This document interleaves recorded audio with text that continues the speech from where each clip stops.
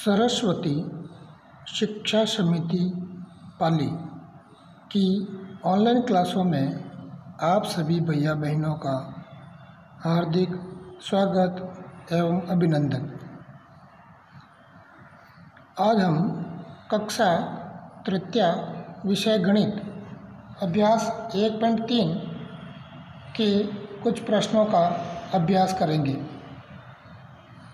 उससे पूर्व हमने अभ्यास 1.3 में प्रश्न 3 का अभ्यास किया था, जिसमें एक आगे संख्या लिखी हुई है, फिर क्रम से हमें 4-5 संख्याएं रिक्त स्थान में दे रखी थी, उस सबने भरना सीखा था। अब प्रश्न क्रमांक 4, दी गई संख्याओं के ठीक बाद में आने वाली संख्या लिखिए। यहाँ पर कुछ संख्या दे रखी है। अब उस संख्या के ठीक बाद में आने वाली संख्या कौन सी है वह अपन को भरना है। इसमें जो रंगीन कलर से किए हुए हैं वो बाद वाली संख्या है। तो कैसे भरते हैं उसको अपन समझते हैं। पहली संख्या है 310। अब 310 में अगर अपन 1 जोड़ेंगे, 310 में 1 जोड़ेंगे तो हो जाएगा 311। यानी हमें आगे वाली संख्या लेने के लिए 1 जोड़ना पड़ता है। तो 310, 10 के बाद में 11, 311 हो गया। नीचे लिखा हुआ है 391। 391 के बाद में अगली संख्या 392 आएगी। यानी 1 के बाद में 2, केवल एक ही अंक में परिवर्तन करना है, बाकी दहाई और सैकड़ा का अंक वैसा वैसा रहेगा। आगे 368। 368 में अगली संख्या निकालनी है तो 6 और 8 68 होता है। तो 6 और 8 की जगह हो जाएगा 9। तो 3, 6 और 9 यानी 369। ये हमारी अगली संख्या बनेगी। आगे देखिए 357 लिखा हुआ है। 357 के बाद की संख्या आएगी 358। यानी 7 के बाद में क्या आ गया 8, है ना। ऐसा कैसा? आगे देखो 308। अब 308 के बाद में आ गया है 309। अब 8 के बाद में गिनती में क्या आता है 9 आता है, तो हमें लिखना है 9। तो हो गया 308 के बाद में 309। आगे 364।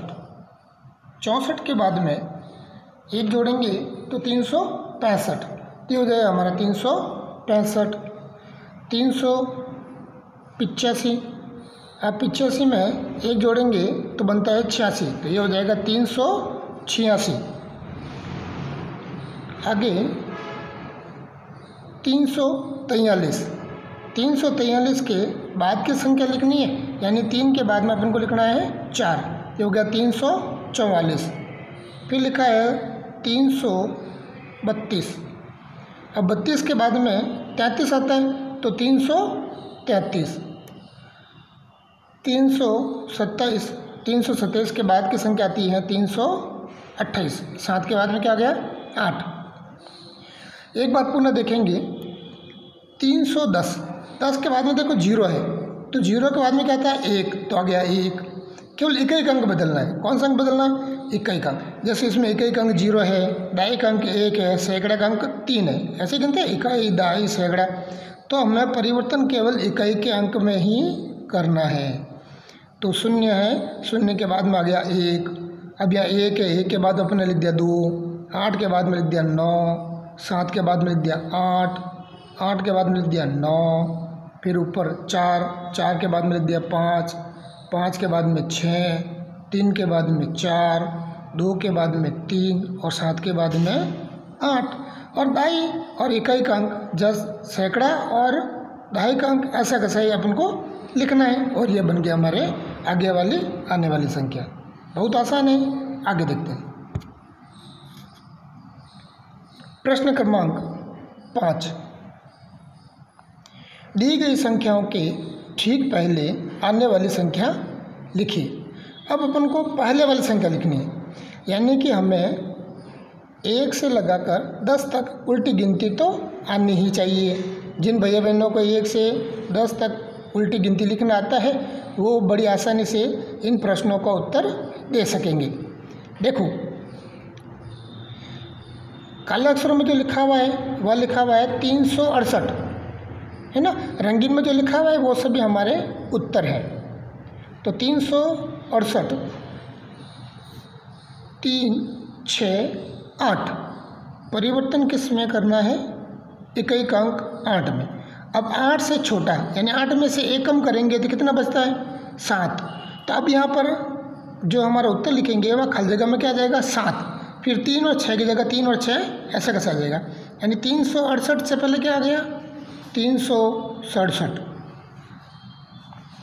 आगे देखिए 352, 52 में एक अंक क्या है? 2। 2 से पहले क्या आता है उल्टी गिनती में? 1, तो हमने लिख दिया 1, ये हो गया 351।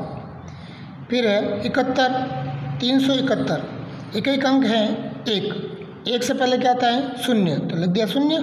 तो 71 से पहले 70 आता है तो बन गया हमारा 370। आगे लिखा हुआ है 333, एक अंक हमारा सबसे अंत में 3 है, तो 3 से पहले संख्या क्या आती है? 2, उल्टी गिनती में 2 आती है ना, तो अपन यहाँ लिखेंगे 2 और 3 3 ऐसा कैसे लिख देंगे? ये हो जाएगा 332। फिर है 364, 64 में एक अंक है 4। अब 4 से पहले क्या अंक आता है? 3, तो हमने एक अंक में 3 लिखा। ढाई का 6 ऐसा कैसे लिखा और सैकड़े का 3 ऐसे कैसे। ऊपर चलिए, ऊपर लिखा हुआ है 309, 309 से पहले 308, तो 9 से पहले 8 आता था, 8 लिख दिया। ढाई का अंक 0 का 0 और 3 का 3। फिर है 317, इकाई अंक 7, 1 कम करेंगे 6, तो उत्तर में लिखेंगे इकाई अंक 6, ढाई का 1, सैकड़े का 3। 388, अब 88 में 8 और 8 है, इकाई अंक 8 में से 1 कम करेंगे तो 7 हो जाएगा। ढाई का 8 ऐसा कैसा और सैकड़ा का 3 ऐसा कैसा लिखेंगे? उत्तर हो जाएगा 387।